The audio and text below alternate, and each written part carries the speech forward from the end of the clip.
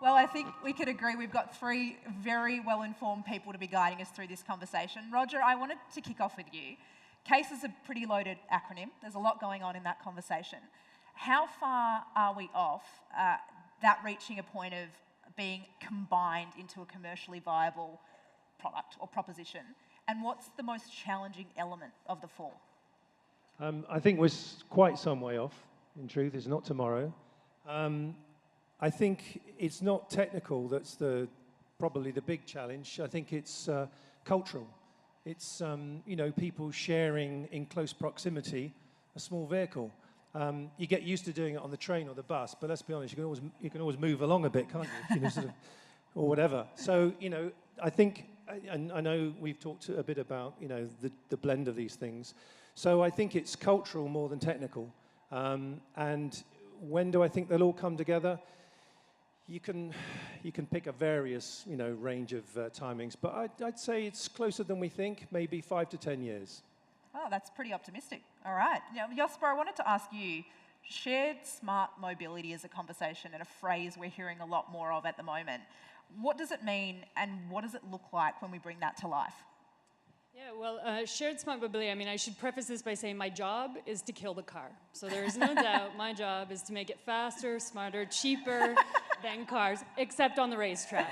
Except on the racetrack where it's still a little bit sexy. But ultimately, my job is to show, as we were saying before, that SUVs are as sexy as STDs, right? That's where we want to go in the future. So there's a tweetable quote if you needed one for this session, ladies and gentlemen. Talking about cultural transformation, recognizing that that's ultimately my job. Autonomous, connected, smart shared mobility really is about making sure that our cities move people as fast as possible, as economically efficiently as possible, and as energy efficiently as possible. And there is no competition with mass transit in that scenario. The problem is that mass transit has historically been set up to be uninnovative. It's not been set up to actually employ people who are disruptors. It is nobody's job to disrupt transit. And so what we do is ultimately we work on moving buses faster, moving trains faster, redesigning cities, getting that first mile, last mile solution solved through low-speed autonomous electric shuttles, and then ultimately innovating the financing mechanisms that stranglehold our transit systems today.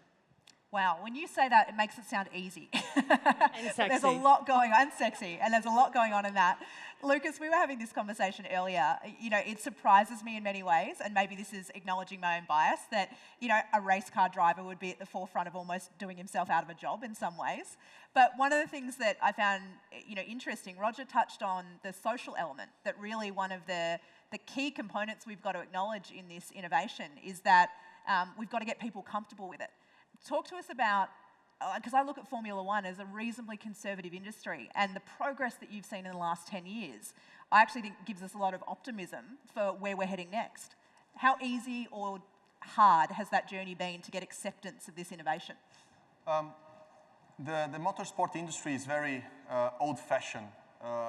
As incredible as this sounds, they tend to relay in the past. It's a lot about passion, so they tend to try to keep what actually created that passion in the past. So it's very difficult to do what we're doing. We are having a lot of resistance from the industry. But the analogy that I use, which is for motorsport, is a bit like horse racing. Horse racing, in the beginning of the century, it was a mass sport. Everybody rode horses, so horse racing was a super important sport. As society progressed, you only ride a horse if you want to. You don't need to ride a horse anymore. And with cars in the future, it will be in the same way. There is horse competitions, there is horse jumping, horse racing. It became more of a niche. Still is there for people who liked it. And cars will be the same. If you want to own your car and want to a racetrack and want to have the adrenaline to go fast and drive, you'll be able to do that. But on a day-to-day, people drive less and less. And this will create, from motorsport, having so many categories, so many professional drivers, to a much smaller niche in the future. You jump in? Yeah. Yeah, Actually, if I may, just to build on that, I mean, what we've been talking about a lot is cultural shift and then urban redesign and how much are people actually going to drive. But when you speak about sort of the conservatism in the industry, I think it's really important to share with folks, you know, what's happening here is in the supply chain is an extreme disruption to suppliers who have made their money off of a certain kind of supply under the hood of vehicles, whether that's buses or cars. And, you know, if you're in the oil sector and you're looking at the disruption of your supply chain, you kind of feel this at your heart. But lift the hood of an automobile that's electric versus an automobile that's based on thermodynamic combustion. You know, what's underneath an automobile that's based on an engine system is mostly Magna parts, an engine with a few kinds of suppliers. It's mostly standardized technology, it's transmissions, and that's pretty much your tech. If you lift the hood of an electric car or an electric bus or even an electric rail car, you've got motors, electric motors, which have only really been brought into hybrid landscape for automakers. You have power electronics, you have battery packs, battery management systems. These are not the technologies that companies like Magna and others who have made their riches off traditional car making have designed and developed within their supply chain. So you have these new suppliers like LG Chem and Panasonic and Samsung, power electronics makers from the aerospace industry coming into the auto sector. That is what is ultimately causing this backlash from a lot of the auto sector, and where you're getting these peripheral cars on the side because of emission standards and CAFE standards and accommodating compliance. But underneath that hood is a complete transformation of the supply chain.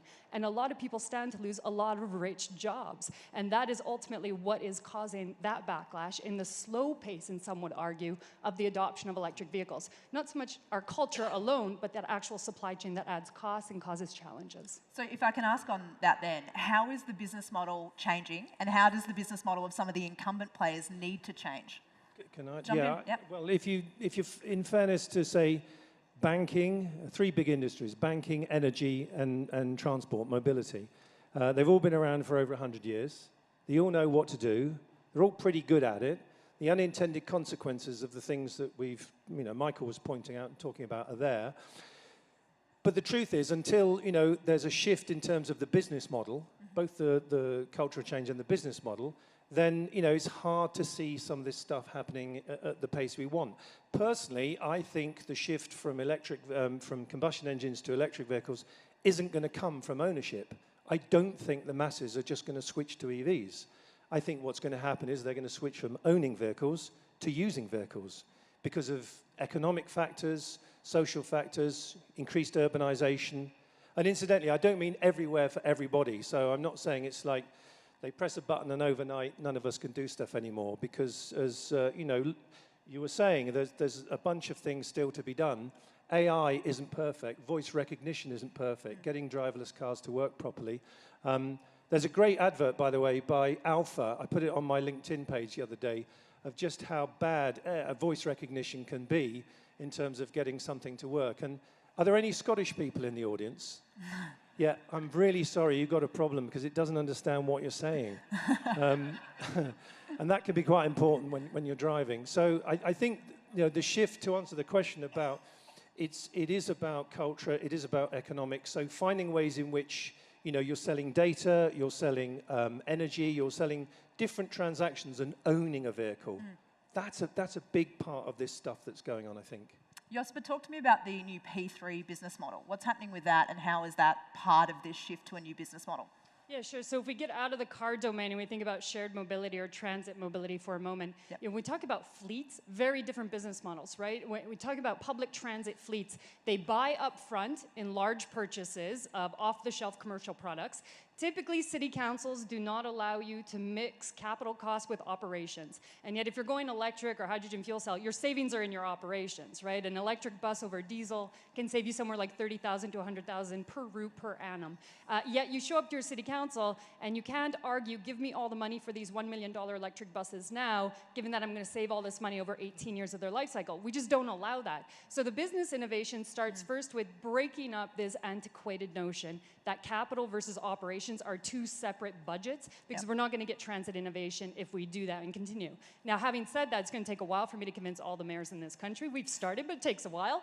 So what we've done is we've reached out to innovative companies good or bad, good branding, bad branding, companies like S&C Lavalin, Ellis Dawn, companies that have cash to burn. And these are companies that have gone into the business of operations and maintenance. And they've done it for rail, they've done it for infrastructure. We know these as P3s in Canada, good or bad again, some better than others. And what that means is these companies will offer you effectively a low interest loan, amortized over 18 to 30 years. Now you're a transit agency, you can buy that $1 million bus, and you can offload the problem of those $1 million en route high power chargers, so you don't have to take care of this high power electronic equipment. Offload that to a contractor that is used to operating, maintaining, and charging you a slight fee to do that for 18, 20 years. Now we get totally away from the problem of transit agencies today saying, look, we don't have subway lines, so we don't have engineers who are electrical engineers on staff. We don't have the operations capability to handle 450 kilowatt charging systems. We don't have all of that capacity. Offload the problem to a financer who's going to amortize the cost over 18 to 25 years. That is where we're going with the business modeling, while we try to convince those city councillors to break up those operational strangleholds. Lucas, I want to go to the business of Formula One for a second. You've mentioned in motorsport there's kind of three pillars that you need to balance or think about when it comes to innovation. One is overall cost, the second is entertainment, and then there's the technical development piece. Which one of those is the trickiest when you look at the here and now of where the development of robo-race is at? It's difficult to say which one is trickiest. For us or for any motorsport series to succeed, you need manufacturers, as you mentioned, they are in the mid of a disruption and they don't really know where to go and how they do it with their engine manufacturer, supply chain, and what they're going to do. So we need to create R&D, the freedom of R&D, so the manufacturers are attracted to our product, which is the racing series. We need to create enough entertainment so people watch it. And we have to keep the cost as low as possible. So we have sponsors and we have somebody paying for it, and the whole product and the whole operations are sustainable. So this is, let's say, the holy grail of creating a racing series, keeping these three pillars balanced. Now, Roger, we've touched on a lot of the technology needed to enable mobility itself. What about the infrastructure piece? What do we need to be thinking about from that standpoint for A.C.A.S.E to be brought into true fruition?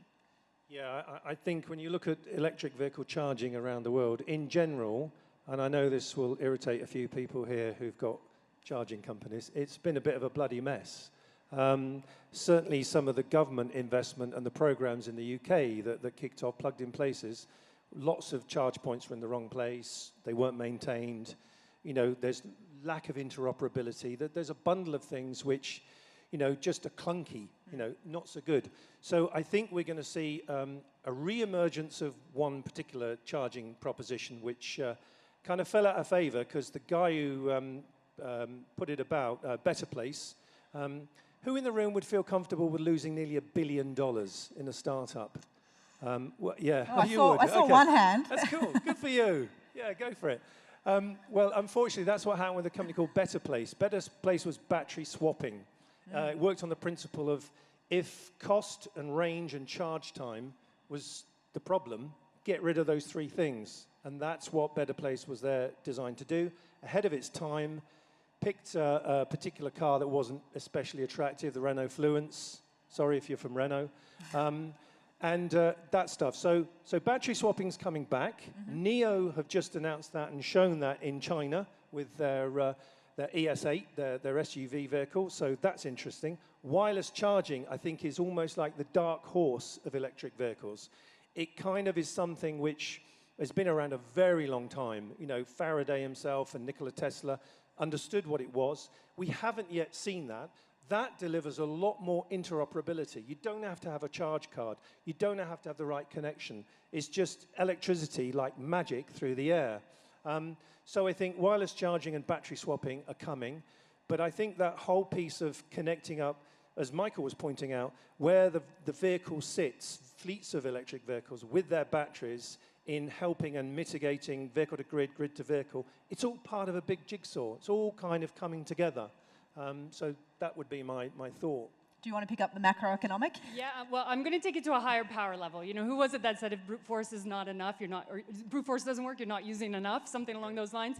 So if we talk about electric cars, high power charging for electric cars is 50 kilowatts to 100 kilowatts. High power charging means 150 kilowatts, 300, 450. We're now working on 600 kilowatts up to 1 megawatt. We're talking about super fast charging to drive down the charging episodes, not to minutes, but to seconds, including for buses, trucks, camions. And the idea there, if I could add to your concept about it's a bit of a mess in the auto market, what we've done is try to push forward the idea of standardization. And not all companies like that, because if you made your sales based on proprietary models in 2015, 2016, you wanted to keep those proprietary locked-in models. 2016, 2017, 2018 came around, fleets wanted low-cost charging. The only way to get to high-power, low-cost charging is standardization. So now we've moved forward, and kudos to the OpCharge community, Volvo Group in Europe, leading into something called the A C.A.S.E J3105 standard in North America. This is high-powered, integrated, interoperable charging, and they're overhead systems that are going to be effectively a fleet of something like municipal lighting. So we have lights on our road, we have street lights. These are going to be part of our urban infrastructure. And these things can power up any type of heavy-duty or light-duty vehicle in the future. And that's where we're going because they're already developed. So standardization is the key to bringing down the price point. Standardization of these high-power systems allow fleet ownership of this electronic equipment for fee-for-service business models. And they allow cities to really get involved in launching smart city-enabled capability for all vehicle types. It gets out of this proprietary model of some dude or some gal needs to choose what kind of charging system she or he wants in their garage. And it gets into a system of infrastructure of electronic equipment. Lucas, I want to touch on, you mentioned in your talk that motor racing at the get-go really gave people faith in the automobile, which I thought was a really interesting point. And you've said that your work with RoboRace is about the cooperation of human intelligence and artificial intelligence. What I'm interested in is how do you see the work that you're doing in a motorsport sense rippling out to the broader innovation that we're going to see in mobility and transport and cars? Yeah, I'm going to answer that. Just I'm going to come back to the charging infrastructure, which, for example, we're having a problem with Formula E. Of course, when you want to create fast power charge, so high power, not about energy, but high power, you need a battery that can allow to receive this power in this time. You need to cool this battery in the right amount. 600 kilowatts is quite a lot, so you need a huge battery to receive that. Yeah. And in Formula E, we're seeing many cities that the bottleneck is the infrastructure change. And I'm from a third world country, I'm from Brazil.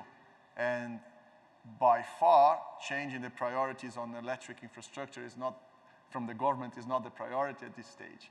So I think this is, for me, one of the key points, how the infrastructure, the technology will be there, is already there. But and we are trying to influence with Formula E and with RoboRace, a little bit the cities. So we race in city centers. With RoboRace, like you saw in Rome, we race at the city center, Paris, New York, we race in Brooklyn.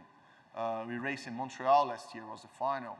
And so on, we race in Hong Kong, Hainan, and so worldwide championship. And what we're trying to do is to influence the leaders and the community that this is a foreseeable future and we need to act now on the infrastructure.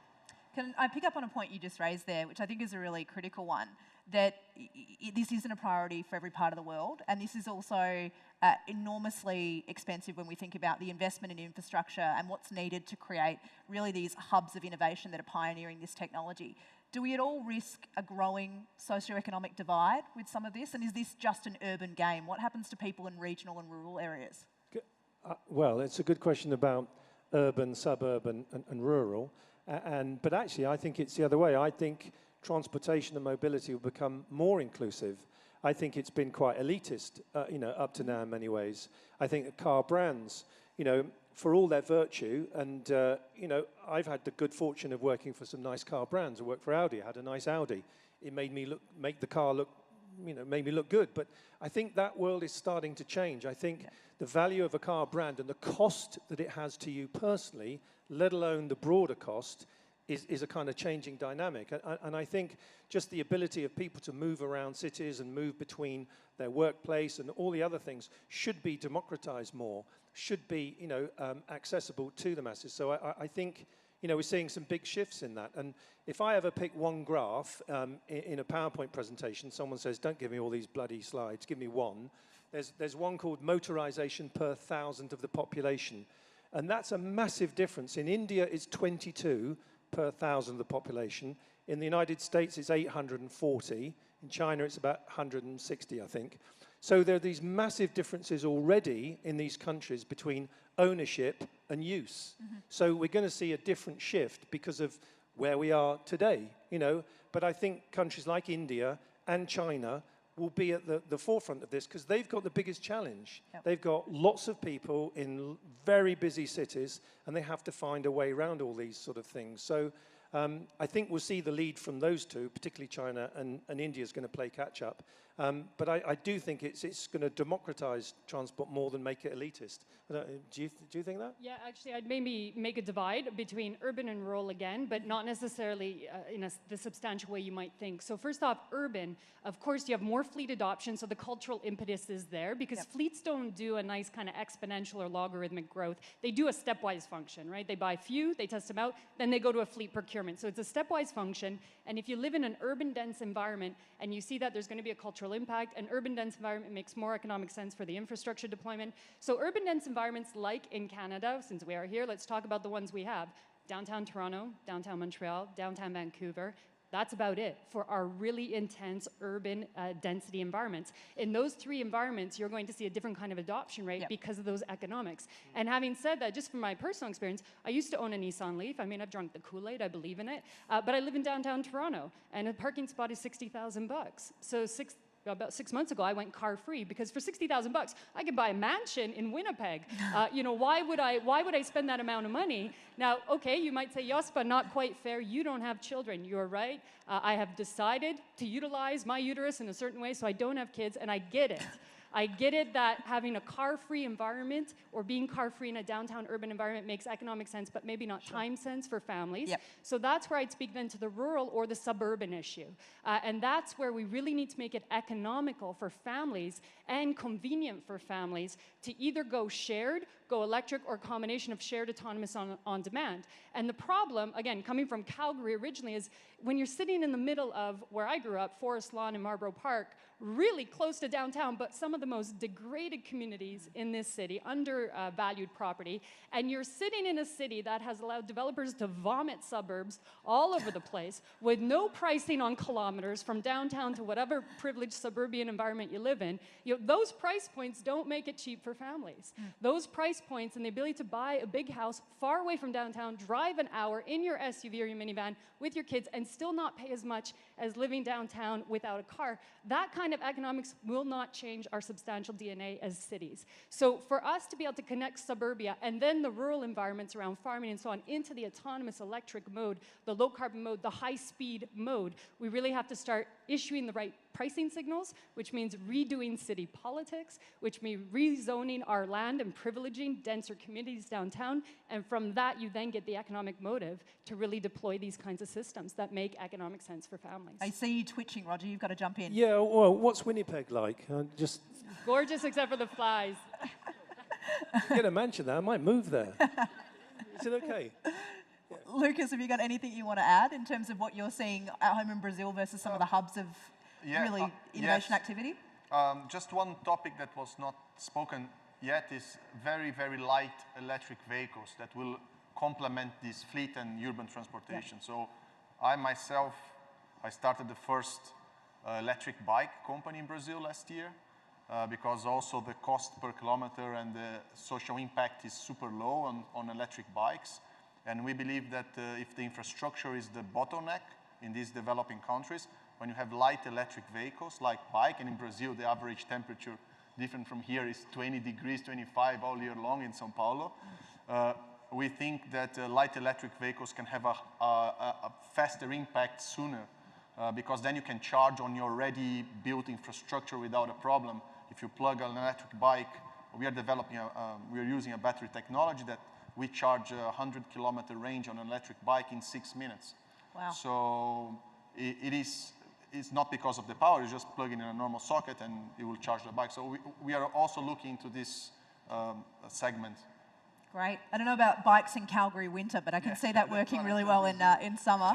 Josipa, you touched on the challenge of changing city politics. Every bit of this case conversation, to me, just looks like a regulation minefield in many ways. How easy or difficult is it navigating some of the changes necessary for this technology to be able to be fully utilised?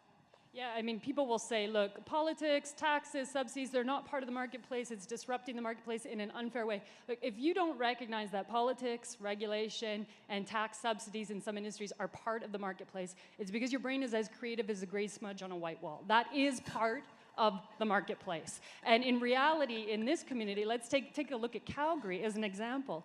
Calgary has done something really innovative that demonstrates that it is thinking outside the city politics box, but it's also recognizing that politics and regulation and demonstration can be part of the marketplace. So if you're out in Calgary and you take the LRT to the zoo station, some of you will know that the city of Calgary has proposed this idea of an autonomous light electric vehicle that will take you from the LRT station to the Spark Science Center. And those of you who live here know that if you get off at the LRT station, you either go to the zoo or you want to go to the Spark Science Center. But between the LRT and the Spark Science Center is a swath of parking lots and no sidewalk and no way to walk with your kid in a baby carriage. But who goes to the Spark Science Center? People with kids. And so this design has led to people driving to the Spark Science Center. So what has the city of Calgary done? Really intelligently thought about, let's try a first mile, last mile solution there, because with a light, electric, autonomous shuttle that is on demand for people who arrive, order it on your phone like an Uber, but it's part of Calgary Transit, that allows people to take the LRT system, leave the car at home,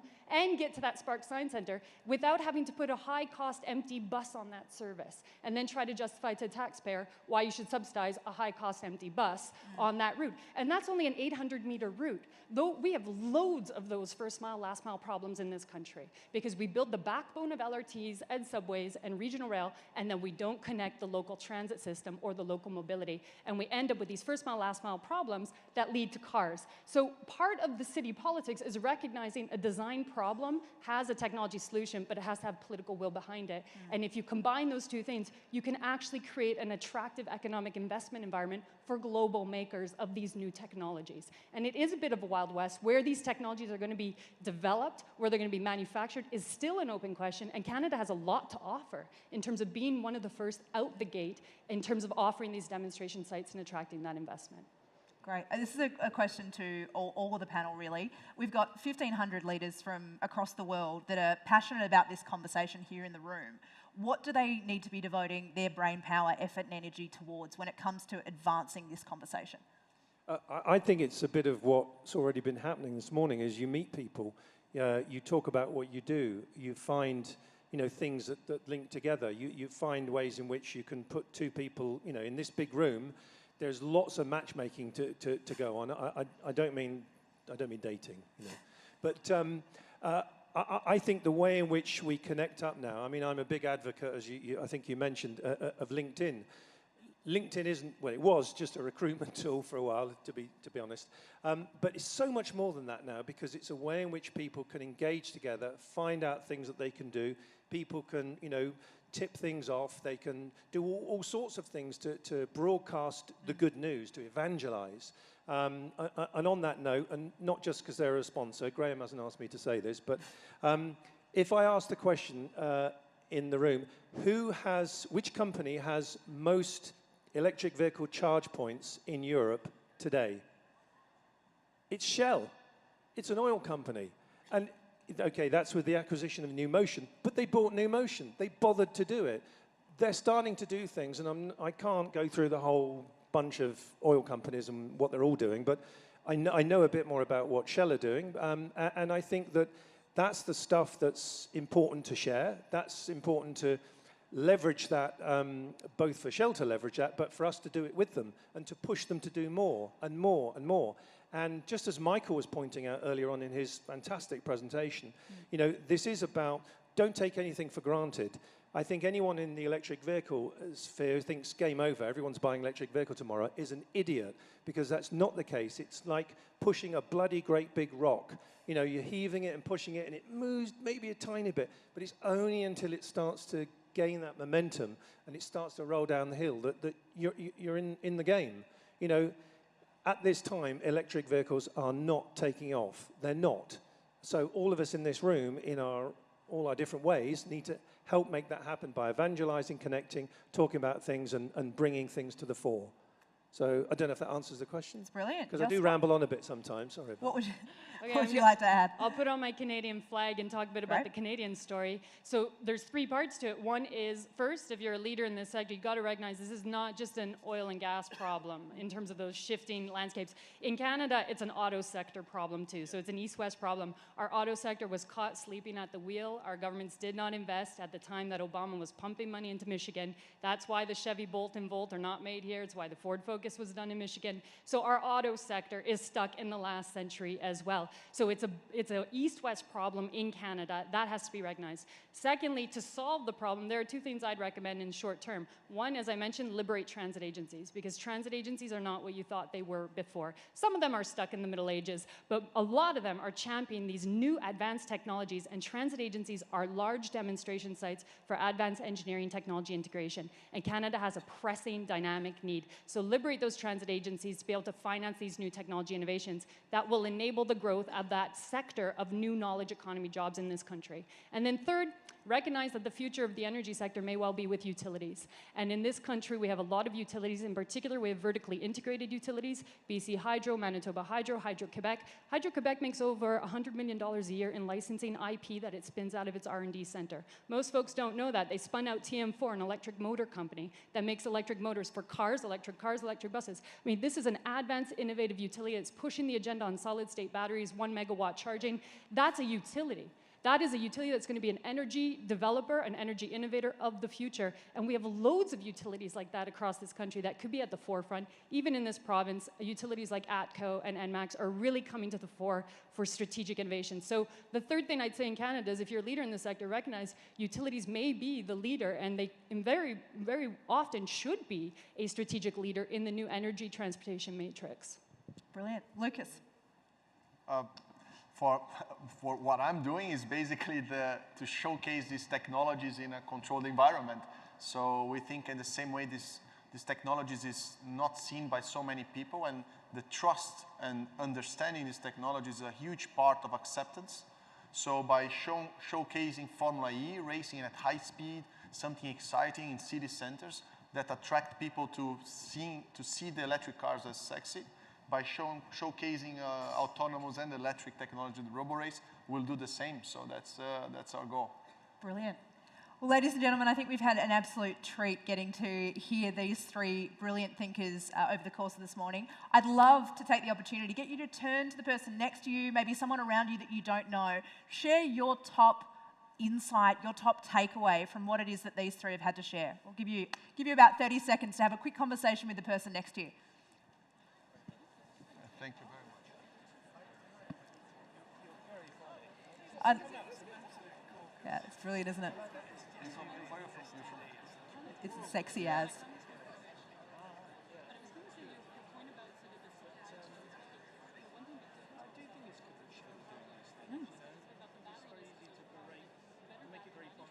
Yes, the inverter, yeah, it's. Yep. And it's something specific in engineering. You put the power electronics or inside.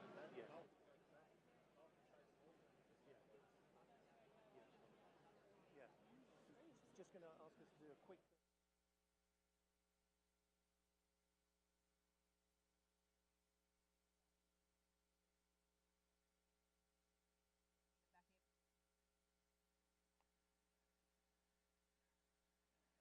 Cool.